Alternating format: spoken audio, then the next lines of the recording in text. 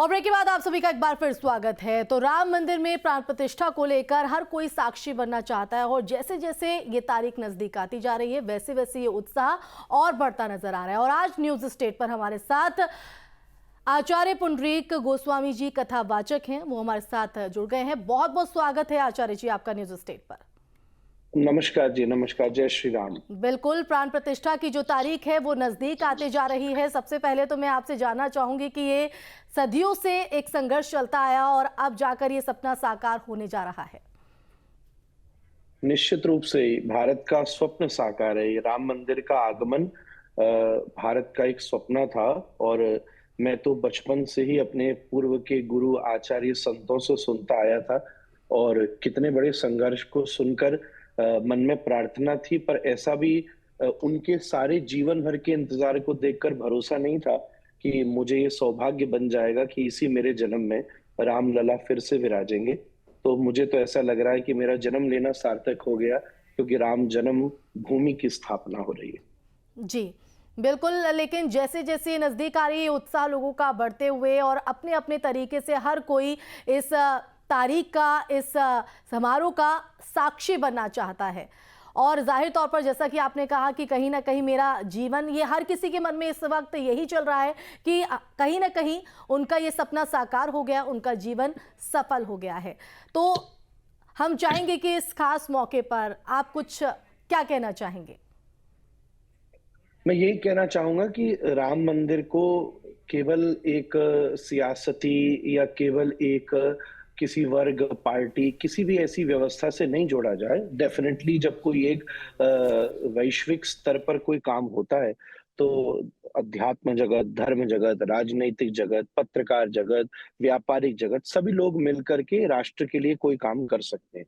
ये राम मंदिर की स्थापना संपूर्ण भारत की ही स्थापना, मैं ये सदा बोलता आया हूँ कि भारत में 3 अक्षर है और उसे 2 अक्षर में लिखना हो तो लिखिए राम, और राम को 3 अक्षर में लिखना हो तो भारत। क्योंकि राम जी केवल एक धर्म तक सीमित नहीं है, राम जी तो ब्रह्म परमात्मा है ही है, और उसके साथ साथ जो भारत की अवधारणा है, जहां दया, सहिष्णुता, सेवा, ये सब चीजें जो एक ह्यूमैनिटी के लिए चाहिए, तो ये राम मंदिर की स्थापना तो मानवीयता की स्थापना है। राम का अवतार भी मानवीयता स्थापना के लिए ही हुआ था। वाल्मीकि रामायण में लिखा है कि वो तो मानव को मूल्य सिखाने आए थे, एक परिवार के द्वारा, एक संस्कार के द्वारा, विचार के द्वारा, राज्य के द्वारा उन्होंने छोटे से छोटे और बड़े से बड़े व्यक्ति का अपने जीवन में स्पर्श किया है, पोषण किया है। शबरी के पास भी गए, वो केवट के पास भी गए, उसमें उन्होंने विभीषण से भी मित्रता की है, और जितने राज्यों को उन्होंने खुद युद्ध करके जीता है, स्वयं उस पर शासन नहीं किया।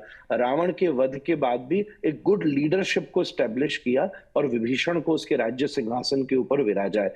तो ये केवल एक आस्था का तो मूल प्रतीक है ही है, भक्ति तो इसमें सबसे बड़ी है ही है, पर सबसे बड़ी बात यह है कि संपूर्ण भारतीय मूल्य की स्थापना है। एक और इसमें समझने की बात है धर्म की दृष्टि से कि राम के मंदिर तो हजारों हैं, पूरे दुनिया में ही है, पर राम जन्मभूमि मंदिर का मतलब क्या है शास्त्र की दृष्टि से?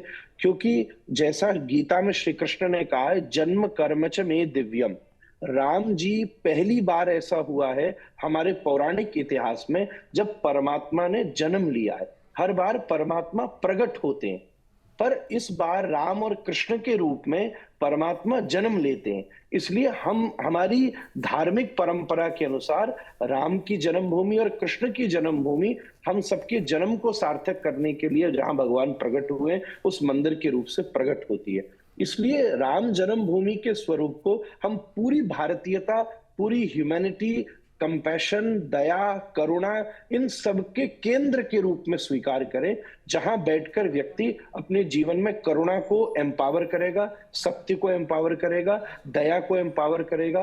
रावण के 10 मुख हैं, पर राम जी में 10 गुण हैं। वो है धैर्य, क्षमा, सुचिता, धृति, क्षमा, दमुस्तेयम, शौचमिंद्रिय निग्रह, धीर विद्या, सत्यम क्रोधो, दशकम धर्म लक्षणम। तो राम जी ने इन 10 गुणों से रावण के 10 मुख वाले अवगुणों का वध किया है। तो आपके भीतर की क्वालिटीज जिस जगह से एम्पावर हो, ये वो राम मंदिर की स्थापना है, धर्म की विजय है। यहाँ बहुत सारी चीजें हैं, पुराने भूतकाल में बहुत सारे आक्रांताओं के द्वारा जो हमारी मूल सहिष्णुता को बर्बाद करने का प्रयास किया गया था, ये उसका पुनःस्थापन, पुनः जागरण, पुनः वृत्ति, जो एक बहुत बड़ी पॉजिटिविटी इस पूरे भारत में लेकर आ रही है, आर्थिक उत्थान ला रही है। जी। एक शहर विकसित हो गया मंदिर के आने से। एक मंदिर एकमात्र ऐसी जगह है, आप देखिए, जो पूरे देश की इकोनॉमिकल पॉइंट ऑफ व्यू से हर एम्प्लॉयमेंट को टैप करता है। आप जब मंदिर बनता है, पत्थर भी चाहिए, मिस्त्री भी लगते हैं, भगवान के आभूषण आएंगे, भगवान के वस्त्र बनेंगे, उसके साथ साथ लोगों को प्रसाद का वितरण होगा, अन्न क्षेत्र चलेंगे, बड़े बड़े कलाकारों की वहां कलाकारों की प्रस्तुतियां होंगी, संगीत होगा, नृत्य होगा, गान होगा। आप समाज में मौजूद कोई भी ऐसा व्यापार नहीं है जो कहीं ना कहीं मंदिर उसका प्रयोग नहीं करता हो और उसको और यही संवर्धन वजह नहीं है देता हो। आचार्य जी की चौतरफा विकास के तौर पर भी इसको यहाँ पर देखा जा रहा है। त्रेता बिल्कुल। युग, क्योंकि देखें जो अयोध्या की आज जो तो तस्वीर दिख रही है वो बिल्कुल त्रेता युग जैसी ही नजर आ रही है। हर कोई राम के रंग में रंगा हुआ नजर आ रहा है। प्राण प्रतिष्ठा में हर कोई साक्षी बनना चाहता है। क्या आप भी वहां पर पहुंचेंगे प्राण प्रतिष्ठा में शामिल होने के लिए? और साथ ही साथ जिस तरह से आपने कहा कि मर्यादा राम, पुरुषोत्तम राम जो हैं वो धैर्य का प्रतीक यहाँ पर थे, लेकिन अब कहीं ना कहीं लोगों का ये धैर्य खोता हुआ जा रहा है। इस पर भी जरा हम चाहेंगे कि आप जरा प्रकाश डालिएगा। मैं बिल्कुल पहुंच रहा हूं और मेरा सौभाग्य है, मैं तो भूमि पूजन में भी कुछ चुनिंदा लोग जो पहुंच पाए थे कोरोना की वजह से, पर मेरा सौभाग्य था कि चैतन्य महाप्रभु की परंपरा का अवलोकन करता हुआ मुझे उस दिन भी वहां उपस्थित रहने का सौभाग्य बना था, जब माननीय प्रधानमंत्री जी ने भूमि पूजन किया था और रामलला को दंडवत प्रणाम किया था। संतों की आंखों में आंसू आ गए थे वो दृश्य देखकर। मैं तो प्रत्यक्ष साक्षी हूँ। और आज इतने वर्ष ऐसा भी नहीं लगा था कि इतनी जल्दी ये अवसर बन जाएगा कि रामलला के विग्रह की स्थापना हो रही है। और एक और बात है, ये तो पूर्व स्थापित स्थान ही है। समय समय पर किसी भी एक बिल्डिंग का स्ट्रक्चर की एक टाइम ही होता है। कुछ सालों में, कुछ हजार सालों में वो सदा रेनोवेट होता आया है। यहाँ विग्रह और स्ट्रक्चर इंपॉर्टेंट नहीं है, लोकेशन और लैंड इंपॉर्टेंट है, शहर इंपॉर्टेंट है, जहां समय समय पर बार बार मंदिर बनते आए हैं।